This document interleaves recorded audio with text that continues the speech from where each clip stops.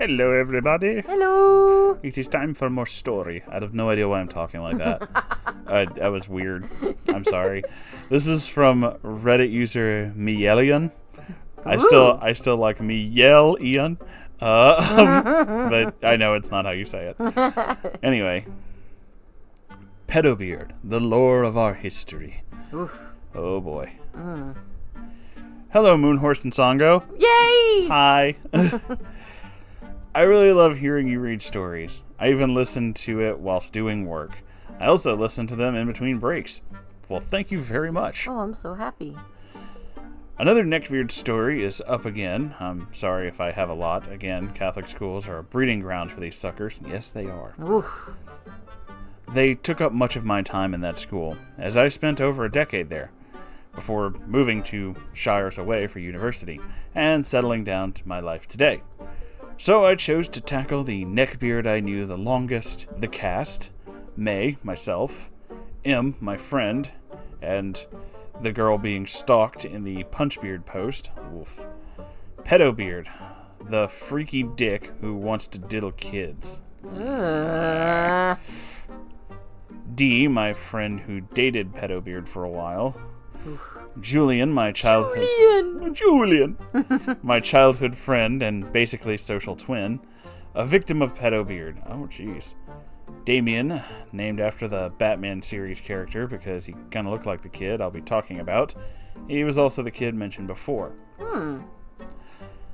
Now I can finally tell y'all the individual stories involving the beards mentioned in previous posts. I want to make Pedobeard the very first one because him and I go way back to primary school. Oof. As mentioned before, Pedobeard dated my friend, who was older than us by a year. This friend of mine was, unfortunately, the picture-perfect image of a stereotypical dumb white chick, as they say.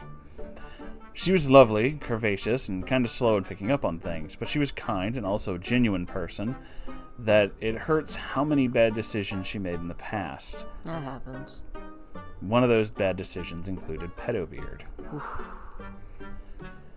Pedobeard is what I describe as the bare minimum in everything. He wasn't fat or thin, he wasn't particularly ugly or handsome, he was just mediocre at everything. Which is why all of us were really surprised when Dee actually agreed to go out with him. I have a poem dedicated just to his mediocrity, which I dug up last weekend to note and add details mentioned in the story. He liked the bum, the disgusting scum that tried to do a little. In an unfunny way, he had no noggin, just caused a smoggin and a tiny dick to spay. As writing was my way to relieve my frustrations, never try to diddle kids, my dudes. Yeah, I feel like we shouldn't have to say that, but now it's like, ugh. Ooh. Anyway, back to the story. So our first meeting wasn't the most pleasant. When Dee introduced him to me, it was pleasant at first until Dee had to run back to class. So Pedobeard and I were left around in the quad, where he proceeded to ask me some questionable things, mostly about hentai, since he found out I like anime. As a primary school student, I had a large-ass jug that I carried around like luggage everywhere, which I proceeded to, as the children say, yeet it at him with as much force as I could. Yeet. So this started a turbulent and unrelenting relationship with him, where I basically chuck things in his direction every time he even so much breathes a word, anything related to sex. And in his own twisted way, he saw this as an affectionate friendship. To this day, I do not know how he misinterpreted my murderous intent into friendship. Fast forward a few months, and Pedobeard discovered that he is gay, which is fine in itself. I was self-discovering at the time. It takes time, my dudes. But he started to harass Julian. Not Julian! Now, Julian is my actual childhood friend since the first year of primary school. Our moms were friends, and younger siblings were the same age as well. Him being my brother from another mother, as they say. I was very protective and literally aggressively staving off Pedobeard's affections for him. I put quotation marks on affections because his form of affection is sick. Like, He would blatantly ask for his dick size, touching him inappropriately in the no-no zone. Be reminded that he was still dating Dee at the time of this. This escalated to him literally stalking Julian to the men's room and trying to do unwholesome activities. Woo. What a fucking creep. Uh-huh. Anyway, he got reported, and he broke up with Dee, and we didn't see him again for a few years. Campus was big enough for us to never even see his shadow. Woo! That was until high school started. High school was when I truly became close to M. M and I had known each other since primary school, but didn't really grow close until we reached our sophomore year. In that year, I joined a group of friends for some nerdy camaraderie. It was a relatively large group consisting of at least 20 people. That's when I saw him in his full acne-faced glory. Acne-faced glory! He had plopped down from mediocre to abysmal in a few years. An impressive rate, I assure you. He was the very essence of trying too hard anime Neckbeard. Ooh. He tried to be cool and act like his idol that came from a certain mainstream anime that wasn't really good, to be honest. I will not name this in case fans try to murder me in my sleep. Oh, it's okay, you could tell us. Let's say it's a black-haired dude that has a name that rhymes with burrito. Oh. I have no idea what the hell you're talking about. Oh. No. I'm so lost right now. It's okay. Okay. You don't need to know. Okay. Oh. Whatever. It's okay. You fucking weebs! He wore the character's jacket around to do shitty cosplay of him. If Walmart had abysmal products, he was the knockoff version of Walmart. He also had this character's sword that he carried around like a katana that made my Asian senses rise and feel secondhand embarrassment from him. Whew. Anyway, apparently M was a victim of Pedobeard interpreting violence and hate into friendship, which made him pick her and get stuck with her in every group work. This is what M described as hell specifically for me. As not only was he abysmal in most things, he was also abysmal in his studies.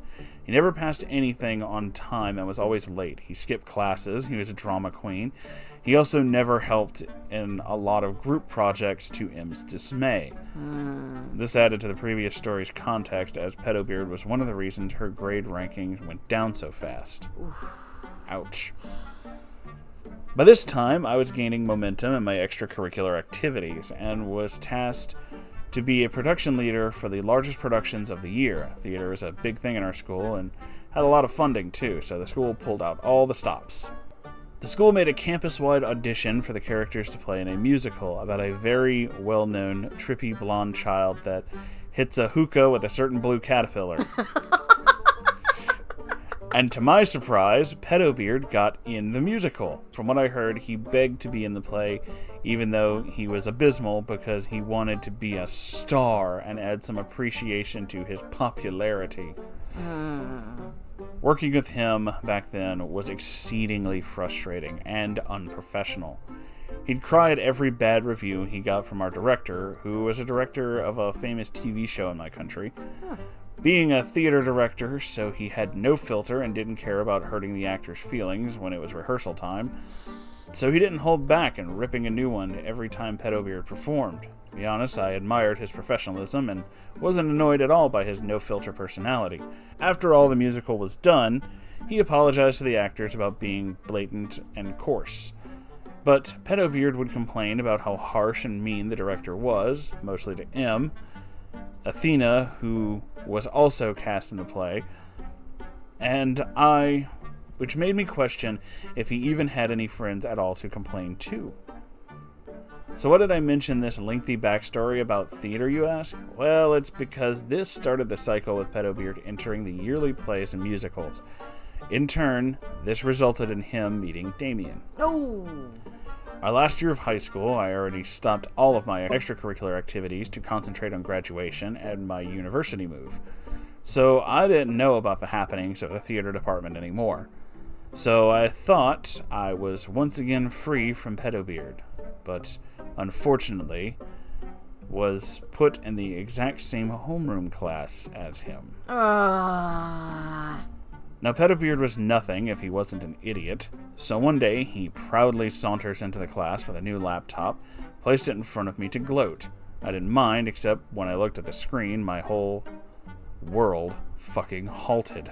The wallpaper was of him cabadoning a kid who looked less than legal for my then 18-year-old taste. What the fuck is that? I'm afraid of this word. Moonhorse doesn't know what this word is. Oh, okay. I googled it. I'm sorry I googled it. Yes, you should be sorry you googled it. It was admittedly a bad Photoshop, but the sentiment of him trapping a kid between his arms sent me into a fucking frenzy. At that moment, I could hear the sirens and blue and red lights already in my head, hoping to Christ that this was a joke. It was not. In the criminal justice system, sexually based offenses are considered especially heinous. In New York City, the dedicated detectives who investigate these vicious felonies are members of an elite squad known as the Special Victims Unit. These are their stories. This 18-year-old man was in love with a kid I then presumed was 9 because he was hella tiny, and I fucking flipped my shit. That's a kid! What the fuck are you doing with a kid? What is he, 9? He replies with, "No, he's older, he's 11. Like that made a fucking difference. The kid was barely out of primary school. So he just shut and locked his laptop and walked away fuming at me for getting in the way of his life. Fuck, I care about his life. I care about this child. So I snooped around and found out that Pedobeard met the kid at that year's school musical. And this guy proceeded to fall in love with this naive child and stalked him on Facebook, where he saved all of the photos he used for that shitty Photoshop wallpaper, which was creepy in and of itself, and I found a few more facts to add to this already high level of creep. And Moonhorse is getting really angry. Oh boy. The first being, he had harassed Julian again that year and kissed him on the neck while Julian was sleeping on the bus on the way home. Fucking what? Why? The second being that he was stalking Julian and the other guys in the level for his sick, twisted pleasure, and this included Damien. The third being he used M's then account to catfish men into sending him dick pics. At this time, M wasn't a social media nut and just forgot about her Facebook account. So that day, I went to M's house to look into her then forgotten account. The horrors I saw. Pedobeard used M's lolly-looking face to flirt with the boys in our year and men in uni to fuck around and sext with. This explained M's terrible reputation of being a flirt in high school. Apparently, it wasn't her, but fucking Pedobeard. Oh, fuck this guy. I think I'm going to rage mode. Let's go into rage mode. He sent a few dick pics himself, exposing his tiny micro penis in all of its microbiological glory. Like Pedobeard was a big guy, like literally, and his penis was smaller than my pinky. Oof. And I don't even mean this just to be offensive to his bullshit. It just was. And he tried to make it look bigger, but he can't even hold the base of his mini-me without completely covering it.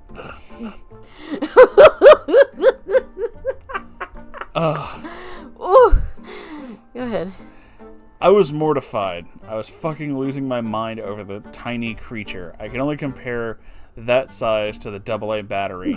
M was losing her mind laughing as I remembered, and her increasing anger over the situation turned into just dead-ass laughing. We snooped more, saw videos of his adult activities that I will not disclose, because it was traumatic.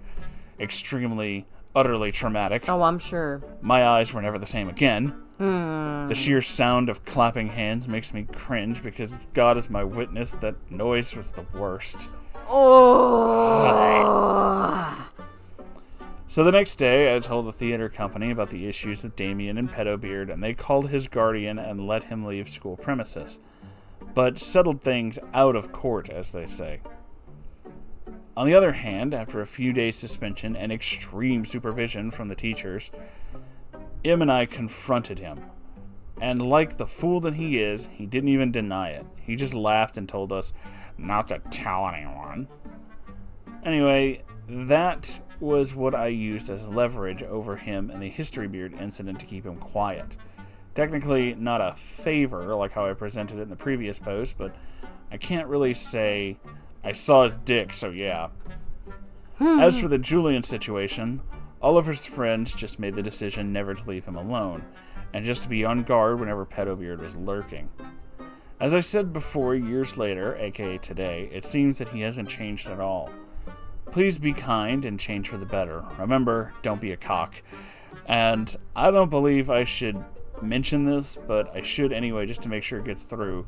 Don't diddle with the kitties! Yeah. P.S. Maybe y'all are already sick of my plethora of Neckbeard stories. Sorry about that, but if y'all still want more, I'd be up for it. Oh, I'd be up for more. I'm up for more as well. But first, Yeah, first someone set this guy on fire. Ooh, I'd help you set him on fire. Fucking pedophiles piss me off the worst, man. Don't mess with the kiddies. Like, fuck this guy. I mean, seriously, I don't know what else I could say aside from fuck this fucking tiny dick little weasel. It's okay. Let it out. He needs to have a very intimate relationship with a fast-moving bus. Is that what it is? Yeah, pretty much.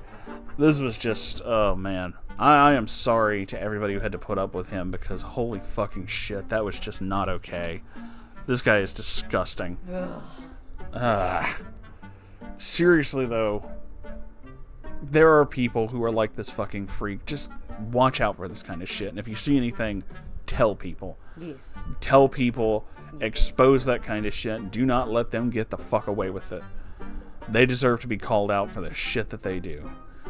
But that's pretty much the end of this story. This one kind of went on for a little bit there, but that's okay. It's a lot in it, and it was interesting. So, Yes. And it made me want to kill yet another fucking pedophile. So that's always a plus. So thank you all for being here. We love you all so very, very much. And if you enjoyed this, make sure to like, comment, subscribe, and share this. And I mean, share this on social media. Don't tie the video to a rock and throw it through your neighbor's window.